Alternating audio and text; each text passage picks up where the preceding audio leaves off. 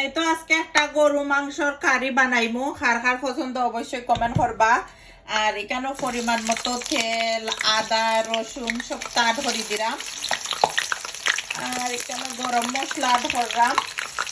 গরম মশলার পাউডার হইও অ্যাড করবো। তো আমি পুরো ফ্রেশ গরম মশলা সবসময় অ্যাড করি।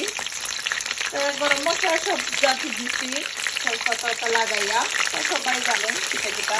আর স্পেশালভাবে সার দিতে গেলে দুইটা আর লঙ্গলাচি দারচিনি এটা সবটা জানাই।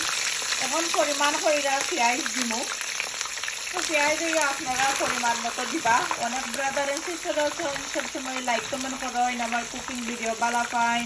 থ্যাংক ইউ এভরিওয়ান যারা ভালো পাইন। আর এই তো পরিমাণ কইরা পেঁয়াজ দিলাম।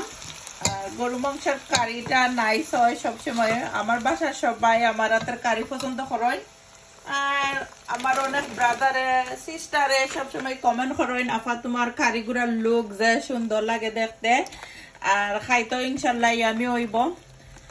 আর এখন খালি বয়াইছি বিসমিল্লাহ কইরা। সবসময় আমরা সিলেটের পপুলার একটা কারি একটা গরু মাংস।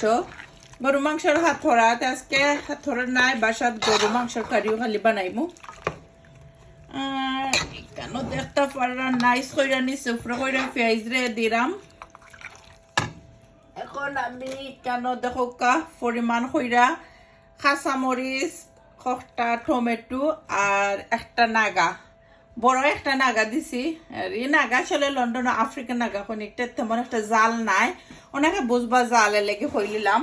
এটা একবারে জাল হইতো নাই, ফ্লেভার হইব খালি জাস্ট। এখন খালি বিসমিল্লাহ হইরা কুকিং বইছি। ফাইনাল লুক দেখাইমু। যদি ফুল রেসিপি দেখতে চাইন আমার ইউটিউব চ্যানেল আছে সুভাষ ব্লগ ইউকে, একদম ফুল রেসিপি দেখতে পারবা। আর অনেক ইউনিক ইউনিক রেসিপি আছে।